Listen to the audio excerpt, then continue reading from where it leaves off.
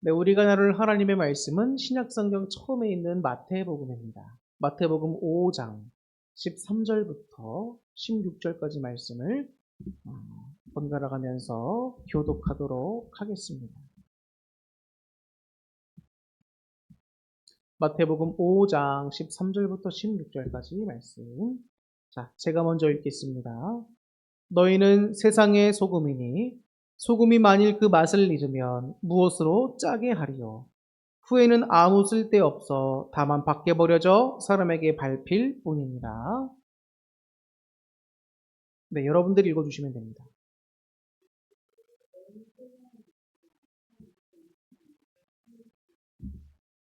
사람이 등불을 켜서 말 아래에 두지 아니하고 등경 위에 두나니 이러므로 집안 모든 사람에게 비치느니라.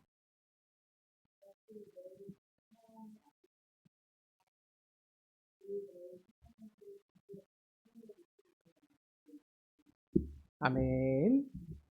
네, 할렐루야. 오늘 이 시간 주일 예배 참여한 여러분들에게 하나님의 놀라운 위로하심과 은총이 함께 하기를 축복합니다. 그래서 오늘은 본문의 말씀을 통하여서 빛과 소금이 되려면 이라는 제목으로 여러분들에게 말씀을 전하도록 하겠습니다. 제가 한 주간 기도를 하면서 하나님께서 제 마음에 좀 의미 있게 주셨던 그런 말씀들이 있습니다. 어떤 한 단어도 계속 마음속에서 이제 되뇌이게 하셨는데 그것이 뭐냐면 바로 빛이라고 하는 말씀이셨어요. 빛. 요한복음에서도 그렇고 성경에서는 예수님을 가리켜서 빛이시다라고 합니다. 세상을 어둠이라고 표현한다면 그 어둠 가운데 빛이신 예수님께서 이 땅에 오셨다라고 표현되고 있습니다. 그리고 예수님께서도 스스로도 말씀하셨습니다. 나는 세상의 빛이다 라고 말씀을 하셨죠. 그러면서 이 빛이라고 하는 단어가 참 제 마음속에서 큰 울림이 되는 거예요. 다른 그 어떤 중요한 말씀들도 많았지만 그 말씀들보다 지난 한 주간은 제 마음속에서 계속 주님의 빛 되심과 그 빛 속에 거하는 나도 역시 빛된 삶을 살아야겠다라고 하는 마음이 강하게 들었습니다. 그러면서 설교를 준비할 때에 하나님 어떤 말씀을 전해야 좋겠습니까? 라고 여쭤보면서 말씀을 전하는데 성경 구절들을 막 찾으면서 읽었습니다. 참 이 빛과 관련된 말씀이 성경에 여러분 굉장히 많이 나와요. 그 대사도였던 사도 바울 역시 우리에게 빛이라고 표현하면서 그리스도인의 바른 어떤 그런 정체성 이런 것들을 잘 설명해 줍니다. 그래서 빛과 소금이 되라고 하고 있습니다. 어디에서? 세상에서. 빛이 되라, 소금이 되라. 이 말은 결국은 같은 의미가 될 수도 있지만 중요한 것. 오늘 여러분들 마음속에 팍 박혀서 돌아가셔야 될 말씀이 있다고 한다면 빛이다. 여러분은 예수님과 같이 뭐다? 세상의 빛이다. 이 말씀을 마음판에 확 새기시고 가시기를 주님의 이름으로 부탁을 드리겠습니다. 오늘 우리가 읽은 마태복음 본문 앞절을 보면 1절부터 12절까지 말씀이 수훈에 나오는 말씀인데 산상수훈은 예수님께서 산 위에서 가르치신 말씀이다라고 해서 산상수훈이라고 합니다. 근데 그 산상수훈에 해당하는 말씀 중에 그 위에 나온 말씀들을 보면 1절부터 12절까지 특별히 팔복에 대한 말씀이 나옵니다. 팔복, 8가지 복이라는 말씀이죠. 그래서 여러분들이 너무나 많이 들었고 또 잘 아시는 말씀입니다. 팔복은 심령이 가난한 자는부터 시작이 됩니다. 그래서 심령이 가난한 자는 복이 있는데 천국이 그들의 것이다 라는 말씀이 시작되고 또 애통하는 자가 받는 복은 그들이 위로를 받을 것이다. 또 온유한 자가 받는 복은 그들이 땅을 기업으로 받을 것이다. 또 의에 줄이고 목마른 자가 받는 복은 그들이 이제는 배부르게 될 것이다. 그리고 긍휼히 여기는 자는, 즉 남을 불쌍히 여기는 자죠. 긍휼히 여기는 자는 복이 있는데 그들이 긍휼히 여김을 받게 된다. 마음이 청결한 자는 복이 있는데 그들은 하나님을 보게 될 것이다. 화평하게 하는 자는 복이 있다. 그들이 하나님의 아들이라 일컬음을 받게 된다는 것이다. 또 의를 위하여 박해를 받는 자는 복이 있는데 천국이 역시 그들의 것입니다. 라고 나옵니다. 그래서 주님께서 말씀하십니다. 나로 말미암아 너희를 욕하고 박해하는 거짓으로 너희를 거슬러 모든 악한 말을 할 때에는 너희에게 복이 있나니 기뻐하고 즐거워하라. 왜? 하늘에서 너희의 상이 크기 때문이다. 라고 8가지 복에 대해서 말씀하십니다. 이 8복, 이 8가지 복은 하나님의 백성, 즉 성도이면서 그리스도인 우리의 어떤 내면적인 소양을 갖추게 되었을 때, 그 8가지 내면적인 소양을 갖추게 되었을 때 주어지는 복이라고 할 수 있죠. 우리 믿는 그리스도인들은 하나님께서 항상 우리들에게 좋은 것, 복 주시기를 원하신다는 것을 다시 한번 알 수 있게 되는 중요한 내용입니다. 산상수훈의 첫 번째 교훈부터가 8가지 복부터 시작하니까. 그런데 우리는 세상에서 어떤 위치에 있는 사람들이냔 말입니다. 그리스도인들 성도들이라고 하면 예수님 믿고 하니까 세상에 나가서도 우리가 인정받고 또 사람들에게 존귀함을 입고 살아갈 수도 있겠다라고 생각할 수 있지만 사실 세상을 가리켜서 예수님과 성경에는 뭐라고 표현하고 있죠? 세상은 뭐다? 빛이 아니라 어둠이다. 그 어둠 가운데 빛이신 예수님이 오셨을 때 세상이 알지 못했다 그랬어요. 세상 사람들은요, 여러분, 우리 그리스도인들에게 친절히 대해주고 그리스도인들을 위해주고 하는 데가 아닙니다, 여러분. 세상은요, 어둠이라는 말이에요. 어둠. 그 말은 뭡니까? 우리 믿는 그리스도인들은 주님 말씀대로 살아가야 돼요. 그죠? 그럼 세상은 주님을 몰라요. 하나님의 말씀을 모릅니다. 그러면 그 모르는 다수의 사람들 가운데서 우린 소수로서 하나님 말씀 따라 지키며 살아가야 될 때에 어떠한 일들을 겪겠냐? 세상은 이해를 못하죠. 그러니까 우리에게 예수님 믿고 저런다는 이유로 핍박과 여러 가지 박해도 우리가 겪을 수가 있다는 것을 알아야 합니다. 그래서 믿는 그리스도인데 세상 사람들이 우리를 인정해주지 않고 우리를 힘들게 한다 할지라도 우리가 낙망할 필요가 없어요. 그런 그리스도인이고 성도들이긴 하지만 그때 기뻐하라는 거예요. 팔복을 말씀하시면서 나로 말미암아 너희를 욕하고 박해하고 거짓으로 너희를 거슬고 모든 악한 말을 할 때는 너희들이 복을 받을 겁니다. 놀랍지 않습니까? 하나님이 갚아주신다는 거예요. 사람들에게 나가서 인정받으려고 하지 말고 그리스도에서 내면적인 소양을 잘 갖추고 하나님 말씀 안에서 주님께서 주신 소망을 꼭 붙들고 살아가려고 해야 된다는 거예요. 그래서 오늘 본문에 앞선 이 팔복의 내용은 어떤 그리스도의 내면적인 소양을 갖게 될 때 얻게 되는 복을 말씀해 주셨다고 한다면 오늘 본문에 있는 말씀은 그리스도인의 정체성에 대해서 말씀해 줍니다. 너희들은 누구냐는 거예요. 너희는 세상의 소금과 빛이다. 우리의 정체성입니다. 성도들과 그리스도인들의 정체성. 그런데 보세요. 그런 정체성을 가진 우리는 그러면 어떻게 행동해야 하느냐? 이게 중요하지 않습니까? 그게 우리의 정체성을 설명하는 빛과 소금이라고 하는 단어에 잘 나타나 있다는 겁니다. 우리는 예수님을 믿고 신앙생활을 하면 그걸로 단가 보다라고 생각할 수 있습니다. 그런데 주님께서는 항상 우리들에게 말씀하십니다. 네가 하나님을 믿는 자녀가 되었느냐? 네가 성도가 되었느냐? 내가 그리스도인 되었느냐? 그러면 말씀 따라 그에 합당한 삶을 살아라. 놀라운 메시지죠? 구약부터 시작해서 여러분 신약 성경 모든 끝부분까지 다 하나같이 하나님의 말씀대로 하나님의 백성답게 살 것을 우리에게 요청합니다. 레위기서에도 나오는 그 유명한 하나님의 율법이 있잖아요. 그 율법. 자, 그 율법이 우리에게 뭘 설명을 하는 건가요? 하나님 말씀대로 그리스도인이라면 이렇게 살아야 한다는 것입니다. 그죠? 그런데 과거의 구약 성경에 나왔던 이스라엘 백성들이 왜 그렇게 하나님께 책망을 받았었죠? 이유는 한 가지입니다. 그리스도인들답게 살지 못했기 때문입니다. 그리스도인이 하나님의 백성이 우상을 섬기면 안 되죠. 우상을 섬긴다면 하나님을 안 믿는 사람들과 우리가 차이별이 뭐가 있습니까? 우상을 섬기면서 어떻게 하나님의 백성이라고 할 수가 있어요? 말이 안 되죠. 마찬가지인 겁니다. 그런데 세상 사람들이에요. 예수님 믿지 않아요. 하나님 섬기지 않아요. 근데 이 사람들이 회심하고 예수님 믿고 돌아와서 하나님 말씀을 지키기 시작했습니다. 그럼 이 사람은 더 이상 세상 사람이 아니에요. 이제는 그의 정체성이 어둠에 있던 사람에서 빛으로 나온 하나님의 백성이 된 사람이란 말이에요. 너희들의 믿음을 어떻게 증명할 거냐? 하나님의 말씀을 따라 사는 삶으로, 그 살아있는 믿음으로 증명해야 된다는 이 말씀이 성경의 구약 창세기부터 마지막 요한계시록까지 쭉 다 이어지는 통일된 내용이란 말이에요. 우리는 그리스도인이고 성도입니다. 하나님의 자녀들입니다. 그게 우리 정체성이에요. 그럼 우리는 어떻게 살아가야 되냔 말이에요.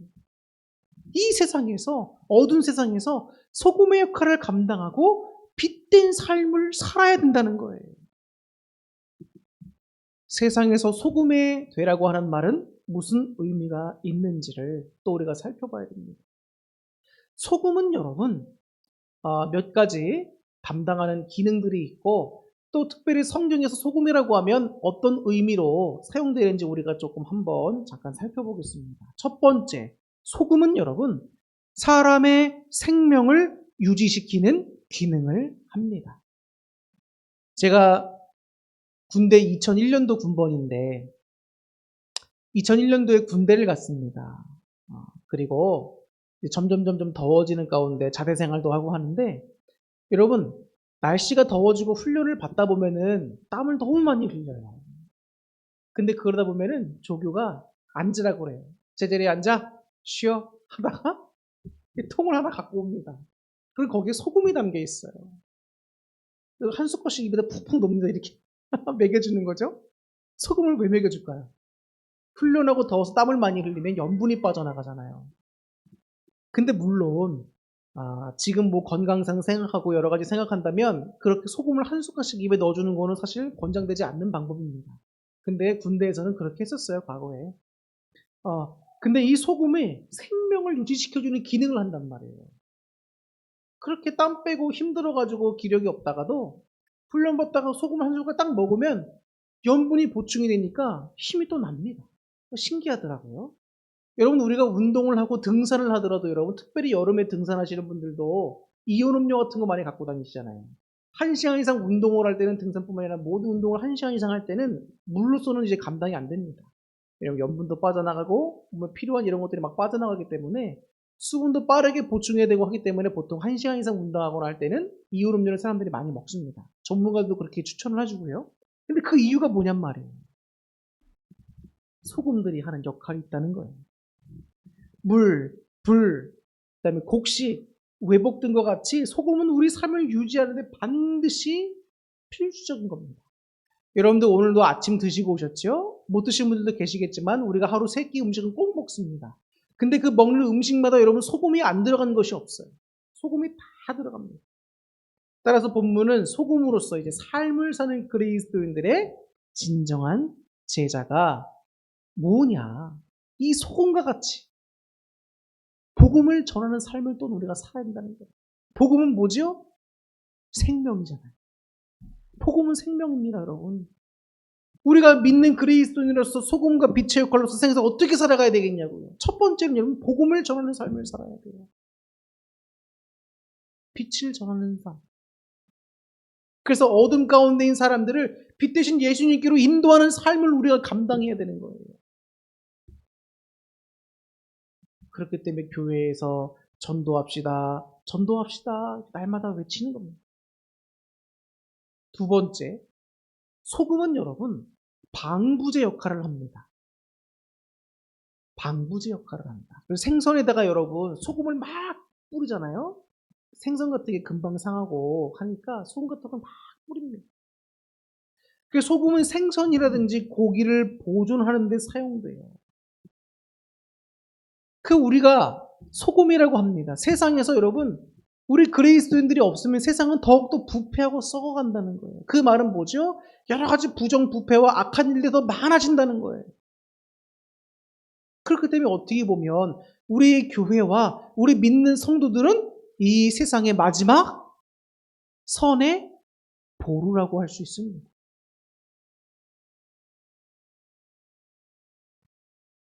그래서 이 세상이 자꾸 더 악해지고 부패해져 간다는 것은 말세가 다가오기 때문이기도 하지만 우리 믿는 그리스도인들이 더 열심히 주님 따라 사는 삶을 살아야 된다는 것이에요. 우리가 여러분 예배에 실패하고 기도에 실패하고 오늘 이 주일에 실패하게 되면 여러분 한 주간 세상에 나가 살아갈 때에 그리스도인답게 못 삽니다. 왜냐하면 예배를 통하여 기도와 이 찬양들을 통하여 우리가 심령적인 갈급함을 공급받아요. 그러면 하나님의 백성 살아갈 수 있는 힘이 난단 말이에요. 근데 예배에 실패하면 여러분 한 주간 동안 그리스도를 살아갈 힘을 못 얻게 되는 거예요. 그러면 여러분 세상에서 우리가 빛을 발하지 못하고 소금 역할을 감당하지 못하는데 세상이 더욱더 아름다워질 수가 있겠습니까? 그럴 수 없겠죠. 그렇기 때문에 여러분 교회가 사회적으로 국가적으로 끼치는 영향이 여러분 굉장히 큰 겁니다. 예배의 성공은 곧 세상의 변화를 가져오지만 예배의 실패는 세상을 더욱더 어둡게 한다라고 하는 것을 알 수 있는 말. 또 소금은 여러분 맛을 내는 역할을 합니다. 소금은 여러분 짠 맛을 내줘야 돼요. 그죠? 소금이 만일 근데 맛을 잃어버리면 어떻게 될까요? 사람에게 필요가 있을까요? 없을까요? 필요가 없어지게 됩니다. 그렇기 때문에 오늘 본문에서도 말씀해 주지만 소금이 맛을 잃어버리면 땅에 버려져 사람들의 발에 밟히게 된다는 겁니다. 아무 무가치가 없어진다는 거예요. 무가치하다는 말입니다. 근데 우리 만약에 믿는 그리스도인들이 그리스도인답게 살지 못하고 세상에서 빛된 역할도 하지 못하고 살아간다면 어떻겠냔 말이에요. 우리의 정체성도 잃어버리고 우리가 행할 바도 모르고 알면서도 내 고집대로 행하며 사람들과 똑같이 세상 사람들과 살아간다면 그냥 어둠의 절이랑 똑같은 거 아니에요. 예수님 믿는 사람과 안 믿는 사람과 무슨 차이가 있는 겁니까?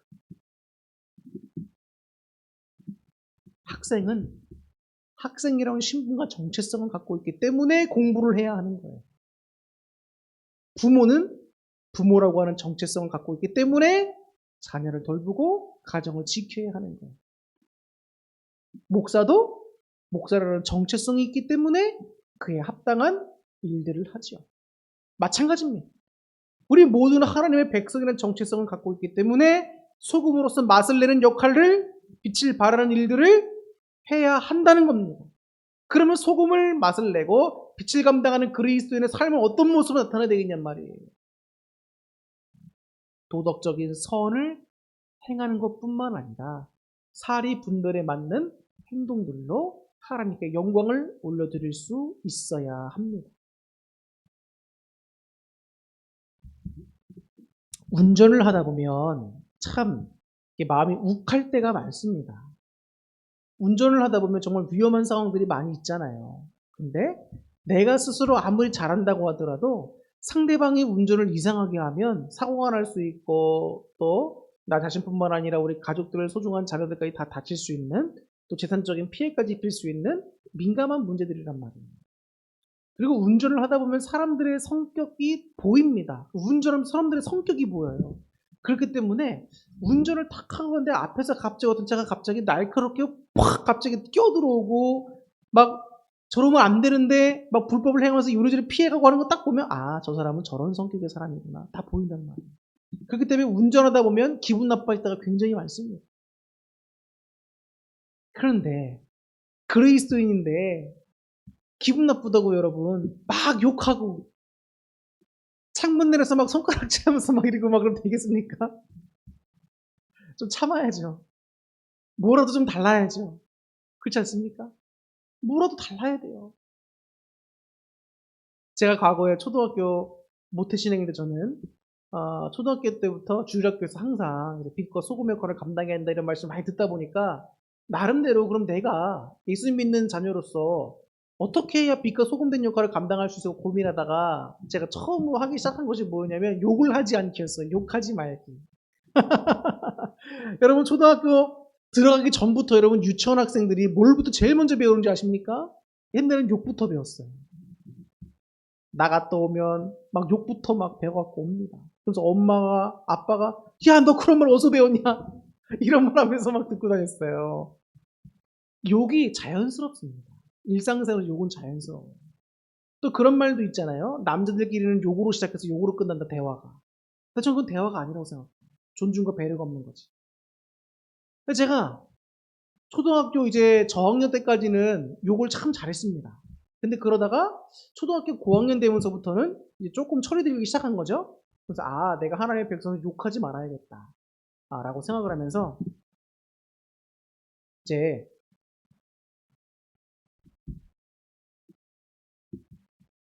욕을 자제하기 시작했어요. 근데 여러분 참 신기한 게 뭔지 아십니까? 욕을 안 했더니 할 말이 없는 거예요. 욕이 익숙한 사람들은 여러분 욕을 안 하면 사람들과 대화가 어렵습니다. 제가 그걸 느꼈어요. 경험했어요. 그러면서 이 욕이라고 하는 게 은연중에 대화나 삶의 여러 가지 부분에서 참 많은 영향을 미치고 있었구나. 그리고 애들은 다 욕합니다. 근데 그 가운데 나는 예수님 믿는다고 난 욕 안 해. 이러고 있으면 여러분 되게 바보 같아요. 진짜 바보 같습니다. 생각해보세요. 상대방이 저에게 막 욕하면서 막 얘기하는데 기분 얼마나 나빠요.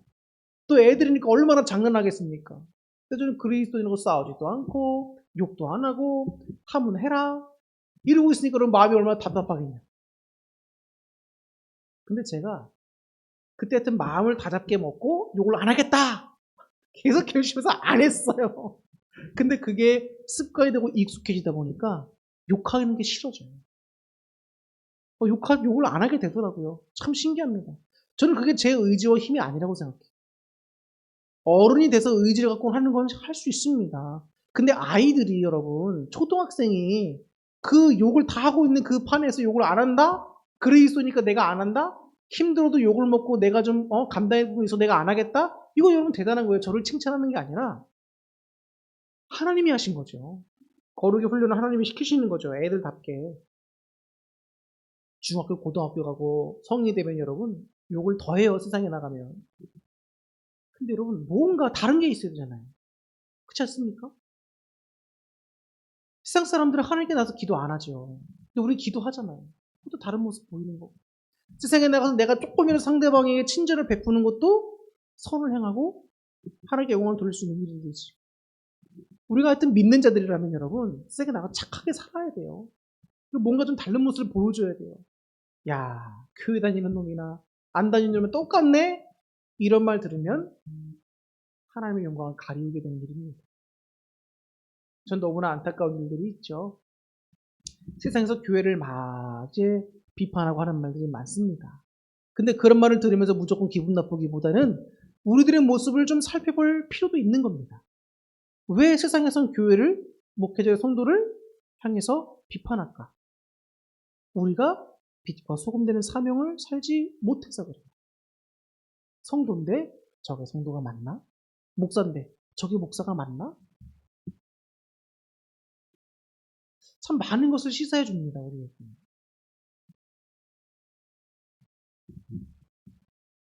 그리고 빛이라고 하는 것의 특징이 너무나 여러분 잘 알잖아요. 우리도 교회 딱 처음에 오면 여러분 뭐부터 킬까요?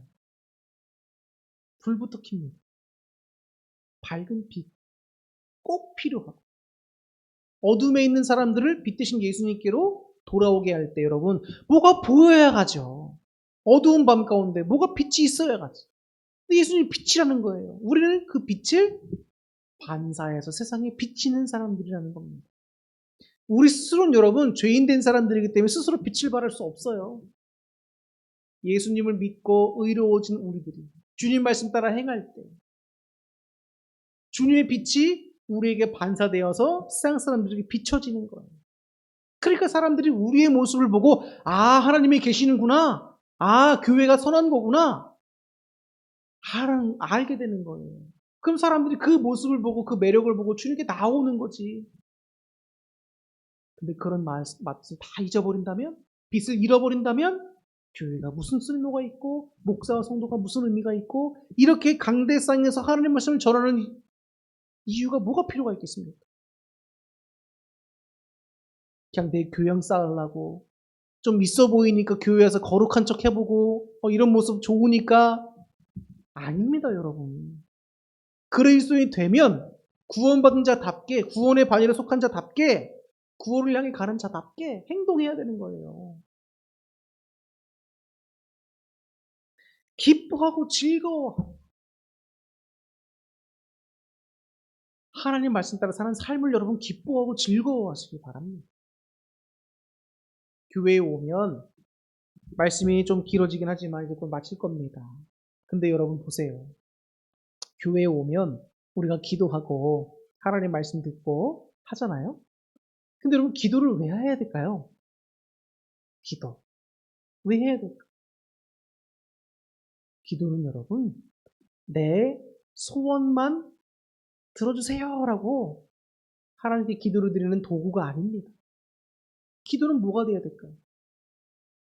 하나님의 뜻이 이루어지기를 간절히 바라는 마음으로 구하는 것이 기도입니다. 그렇다고 여러분들의 소원을 구하지 마십시오가 아닙니다. 개인적인 기도도 하세요. 그러나 우리의 주된 목적과 내용들은 하나님의 뜻이 우리 어울린 교회와 목사님과 성도 여러분들을 통해서 하나님이 이루어 주시옵소서. 기도해야 된다는 거예요. 기도하다 보면 참 놀라운 일들을 많이 겪습니다. 근데 그 가운데 하나가 뭔지 아십니까? 하나님 말씀대로 살아갈 힘을 공급받아요. 놀랍습니다. 기도하다 보면은 여러분 때로는 하나님 일을 하는 게 너무 싫을 때도 있어요. 인간적으로. 왜냐하면 자꾸 내 육신의 뜻과 거스르게 되니까. 근데 하나님이 그 뜻대로 행할 수 있는 힘을 주신다니까요. 마음을 바꿔주신다니까요. 저는 A라고 하는 생각을 갖고 있습니다. 근데 하나님은 B라는 생각을 자꾸 주세요. 근데 나는 절대 B로 움직이지 않을 거야 라는 마음이 강하게 갖고 있단 말이에요. 근데 기도하다 보면 내 마음이 B로 가야지 된단 말이에요. 이게 여러분 내 힘과 능력으로 결단으로 되는 게 아닙니다. 하나님이 도와주시는 거예요. 기도는 여러분 하나님의 뜻이 우리를 통해 이루어달라고 이루어질 수 있게 되도록 기도하는 거예요. 기도하지 않으면 여러분 그리스도인으로서의 힘과 무기들을 다 잃어버리게 되는 거예요. 그래서 예배만 참석하고 기도하지 않는다? 날라리 교인이라 그러죠? 왜일까요? 그리스도로서 힘과 능력이 안 나타나 기도하지 않으니까. 하나님께 능력을 공급받아야 힘이 나타나잖아요. 우리 자신에게는 힘이 없다니까요, 여러분. 영적인 능력이. 하나님께로부터 능력을 받아야 우리가 그리스도인답게 살 수 있는 거고 구원받을 수 있는 거고 은사들을 갖고 주님의 영광을 위해 교회의 덕을 쌓기 위해 할 수가 있는 거예요. 그러니까 목사도 목사 다 올리면 목사가 기도해야 됩니다. 목사가 너무 바빠도 안 돼요. 제 개인적으로 볼 때는. 큰 교회 목사님이라고 여기저기 막 다니고 저도 이런 거 물론 해야겠지만 저는 그거보다 큰 교회 목사님이 되고 더 사람들 많아지고 감당해야 될 목사가 된다면 기도하는 일 더 힘써요. 다른 거보다. 기도하지 않으면 목사도 여러분 세상 사람과 똑같이 됩니다. 기도하지 않으면 여러분 성도님들도 세상 사람과 똑같이 돼요. 기도 많이 하셔야 됩니다. 내 소원만 구하는 기도만 하지 마시고 하나님 뜻을 구하며 이루어지기를 소망하는 기도도 반드시 같이 하세요. 그리고 기도하다 보면 여러분 하나님께서 응답을 주시면서 내 마음속을 만져가시고 다듬어 가신 걸 느끼게 됩니다. 그렇기 때문에 기도할 때는 항상 소망 가운데 하시고 한순간에 안 바뀌어진다고 포기하지 마시고 하나님은 순간에 뿅 바꿔주시는 경우는 거의 없습니다. 우리 살면서 바꿔주세요. 삶을 통해서 삶을 살아가면서 바꿔주신단 말이에요. 그리고 내가 바뀌지 않으면 안 바뀝니다, 여러분. 하나님은 뭐부터 바꾸실까요? 상황부터 바꾸실까요? 나부터 바꾸실까요? 상황을 우리에게 허락하시면서 우리를 바꿔가십니다. 그러니까 내가 바뀌는 거예요, 내가 바뀌면서 상황이 바뀌어지게 돼. 그러니까 하나님은 결국 우리를 만들어 가시는 거라니까요. 우리의 모든 삶이 훈련인 겁니다, 훈련. 근데 이런 훈련에서 끝까지 난 내 삶대로 내 뜻대로 살 거야 라고 생각하시면 안 바뀌어요, 삶이. 이 말씀을 들으면서 여러분 우리가 해야 될 것 중에 하나가 뭐냐면 이 말씀을 마칠 텐데 기도한다고 말씀드렸죠? 해야 된다는 거. 또 하나는 우리 자신의 모습을 여러분 날마다 좀 되돌아보세요. 날마다 내 자신의 모습을 되돌아보세요. 내가 오늘 하루 어떻게 살았는가 한번 가만히 돌아보고 내가 오늘 무슨 말을 하며 살았는가 되돌아보고 내가 어떤 행위를 하며 살았는가 되돌아보고 내가 사람들과 관계 속에서 어떻게 행하며 살아왔는가 한번 자신의 걸 잘 되돌아보란 말이에요. 그리고 내가 정말 도덕적인 선을 행하며 하나님의 말씀 따라 선하게 살아왔는가? 소금과 빛된 삶을 살아왔는가 한번 체크해보세요. 그러면 회개할 게 왜 없겠습니까? 하나부터 열까지가 다 회개지. 자신의 모습을 돌아보고 점검하지 않으면 여러분 변화는 일어날 수가 없어요. 문제를 알아야, 원인을 알아야 해결을 보죠. 해답을 찾죠. 어떤 사람들은 얘기합니다. 다 다른 사람만 탓해. 저 사람은 나에게 이렇게 합니다. 저 사람은 저렇게 합니다. 근데 생각해보면 여러분, 저 사람이 나에게 왜 그렇게 대할까요? 내가 그렇게 어떤 이상한 모습을 보이기 때문에 그 사람이 나에게 그렇게 하는 거예요. 신기하죠? 그 다른 사람이 나에게 하는 행동을 보면 거울이라 그러잖아요. 아, 내가 어떤 사람이나 보이는 거예요, 여러분. 그런 모습을 보잖아요? 그럼 내 모습을 되돌아봐야 돼요. 아, 이게 저도 여러분, 자신을 되돌아보는 것이 이 신앙생활에서 큰 도움과 역할이 됐지만, 목회자가 되고는 더 많이 그렇습니다. 더 많이 되돌아봐요. 아, 내가 여기선 사람들이 이렇게 하지 말걸. 내가 이상한 것은 이렇게 하지 말걸. 자꾸 되돌아보고 점검합니다. 왜 그럴까? 하나님 말씀대로 살아가려고 노력하는 거예요. 노력하는 거. 목사니까 해야 하잖아요. 성도니까 해야지요. 근데 내 마음대로 살아갈 거다. 목사님은 떠드십시오. 나는 나대로 할 겁니다. 이러면 여러분 아무런 역사도 일어나지 않아요. 하나라도 조그만 변화라도 있어야 신앙이 즐거워지고 기쁨이 있고 내 삶이 변화되고 새 믿음이 변화되는 거예요. 그런 놀라운 변화를 하나님께서 오늘 여러분들에게 주고 계시고 기회를 허락하셨는데 왜 우리 아까운 기회들과 세상 이 아까운 시간들을 날려버리고 있냐고. 주님 오실 날이 가까우고 우리가 주님 뵈러 갈 날이 가까우고 있는데 여러분 이제 설교를 마치려고 합니다. 그리스도인이라고 한다면 그리스도인답게 빛과 소금 되는 삶을 이 땅에서 살아야 돼요. 그게 그리스도의 정체성이고 우리가 해야 할 일입니다. 주님께서 우리들에게 갚을 수 없는 은혜를 주셨죠. 그리스도를 통한 구원의 길을 열어주셨고 날마다 우리 삶 가운데 도와주심으로 우리가 힘을 내어 주님 백성들이 살 수 있잖아요. 누리잖아요. 그런 은혜들을 받은 우리는 자연스럽게 은혜에 응답하여 책임 있는 삶을 살아야 돼요. 하나님 말씀에 순종하면서 따라가는 삶. 결국은 하나님 사랑, 이웃 사랑. 그것이 곧 빛고 소금된 사명이며 도덕적인 선도 우리가 이뤄야 한다는 것을 다 알 수 있게 되는 말씀들입니다. 그렇기 때문에 여러분들의 정체성은 뭐다? 빛과 소금된 성도들이다. 그리고 그렇게 살려면 어떻게 해야 한다?